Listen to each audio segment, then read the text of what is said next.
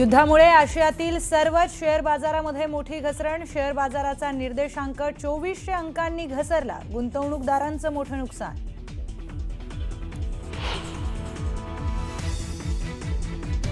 Iran America युद्धामुळे कच्च्या तेलाच्या किमतीमध्ये मोठी वाढ। कच्च्या तेलाची किंमत पोहोचली प्रति बॅरल $117वर।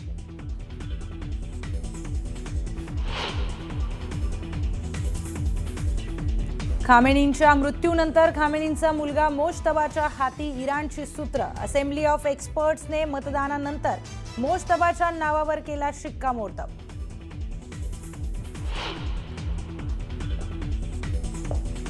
डोनाल्ड ट्रम्प यांची पुन्हा एकदा इराणला धमकी। माझ्या मंजुरीशिवाय जास्त दिवस इराणचे नवे नेतृत्व टिकू शकणार नाही, तर इस्रायलचाही इराणला इशारा।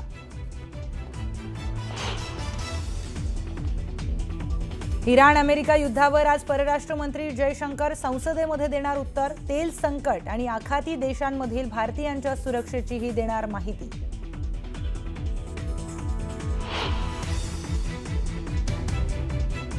सौदी अरेबियाची राजधानी रियादमध्ये झालेल्या क्षेपणास्त्र हल्ल्यात भारतीय आणि बांगलादेशी नागरिकांचा मृत्यू। निवासी इमारतीवर मिसाईल पडल्यामुळे भारत बांगलादेशचे 12 कामगार जखमी।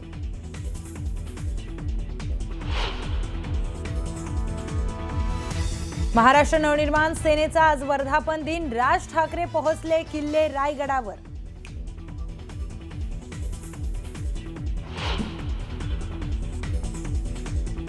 आजपासून संसदेच्या अर्थसंकल्पीय अधिवेशनाचा दुसरा टप्पा सुरू। पहिल्याच दिवशी लोकसभा अध्यक्षांच्या विरोधात विरोधक सादर करणार अविश्वास प्रस्ताव।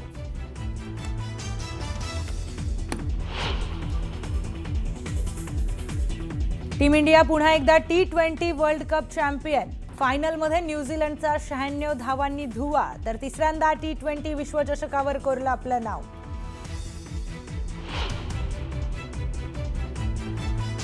टीम इंडियाच्या दणदणीत विजयानंतर देशभरात जल्लोषाचं वातावरण। ठिकठिकाणी आतषबाजीसह जोरदार सेलिब्रेशन। पंतप्रधान मोदींनीही टीम इंडियाच्या विजयाचं केलं कौतुक।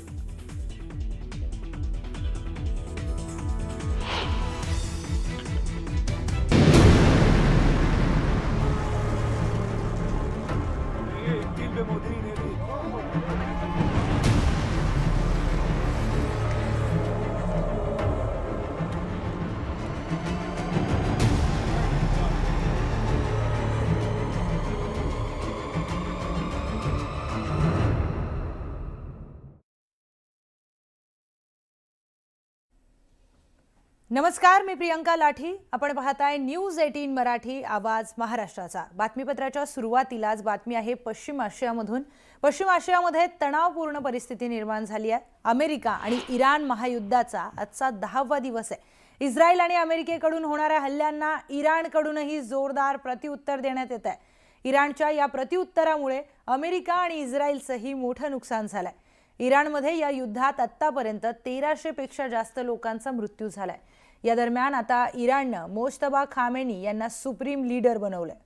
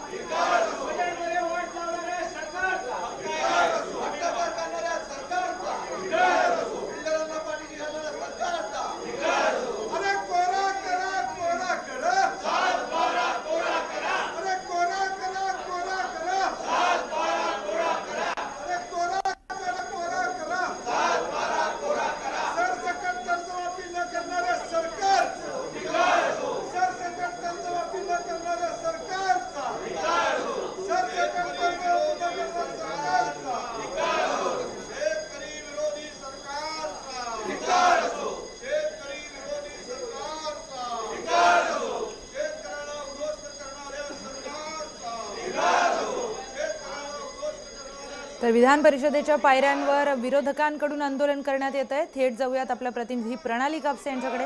प्रणाली, शेतकऱ्यांसाठी हे आंदोलन करण्यात येत आहे, काय अधिकची माहिती आहे? आपण पाहतोय की विरोधक या ठिकाणी जमलेले आहे। विशेषतः याच्यामध्ये काँग्रेसच्या मोठ्या संख्येने दिसून येत आहेत. काँग्रेस आणि शिवसेना उद्धव बाळासाहेब ठाकरे पक्षाचे काही आमदार इथे आलेले आहेत.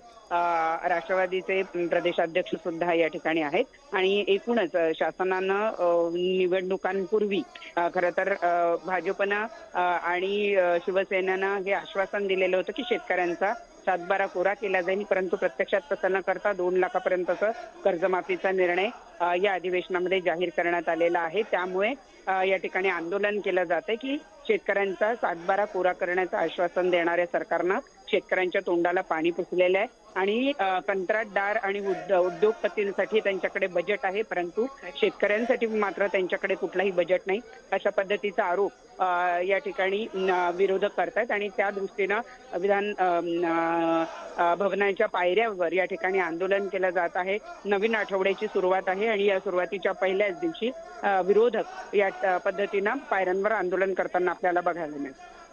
निश्चितच प्रणाली, शेतकऱ्यांचा 7/12 कोरा करण्याचं आश्वासन दिलेलं होतं अशा आशाचं बॅनर घेऊन काँग्रेस आणि शिवसेना उद्धव बाळासाहेब पक्षाचे काही नेते विधान भवनाच्या पायऱ्यांवर हे आंदोलन करताना दिसत आहेत. प्रणाली, धन्यवाद माहितीसाठी.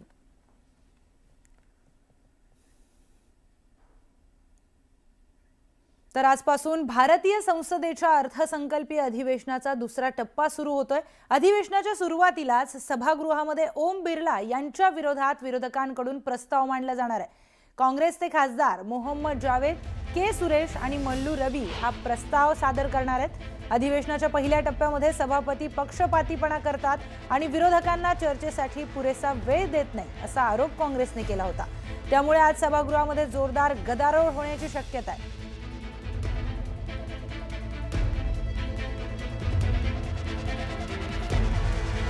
तर संसदेमध्ये आता ओम बिर्ला यांच्या विरोधामध्ये प्रस्ताव मांडणार आहे अशी माहिती समोर येते.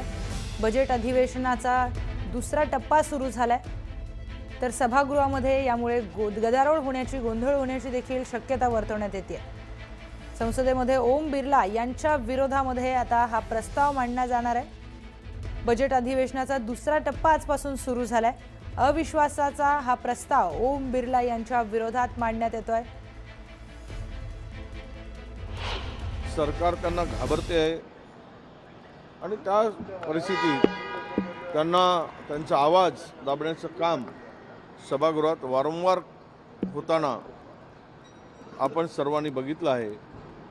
त्यामुळे काय होईल ते होईल, परंतु ओम बिर्लाजींची भूमिका ही मात्र पक्षपाती भूमिका आहे, हे आता लपून राहिलं नाही. त्यासाठीच त्या ठिकाणी अविश्वासाचा प्रस्ताव आणलेला.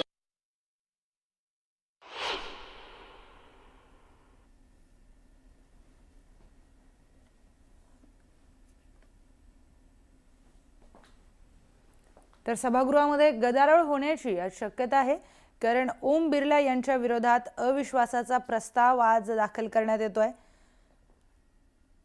आपण बघतोय संसदेच्या पायऱ्यांवर देखील आंदोलन करण्यात येत आहे. विरोधी पक्षांकडून हे आंदोलन सुरू आहे. तर लोकशाहीची हत्या झाली अशा आशयाचे पोस्टर त्यांच्या हातात आहेत. लोकतंत्र की हत्या आणि विपक्ष म्हणजे विरोधी पक्षांचा आवाज दाबण्याचा प्रयत्न केला जातोय अशा आशयाचे पोस्टर घेऊन संसदेच्या पायऱ्यांवर विरोधी पक्षाकडून आंदोलन करण्यात येत आहे. त्याचबरोबर संसदेमध्ये आज ओम बिर्ला यांच्या विरोधामध्ये अविश्वासाचा प्रस्ताव दाखल करण्यात येणार आहे अशी माहिती मिळते. विरोधी पक्षाच्या नेत्यांशी चर्चा करून मार्ग त्यांना काढणं सहज शक्य होतं, पण बहुमत आमच्याकडे आहे आणि त्या बहुमत असल्यामुळे आम्ही विरोधी पक्षांचा आवाज अजिबात या सभागृहामध्ये पोचू देणार नाही ही जी भावना आहे, त्याच्यावरती शेवटी उपाय आणि हत्यार म्हणून लोकसभा अध्यक्षांच्या संदर्भातला अविश्वास ठराव विरोधी पक्षाने आणलेला आहे.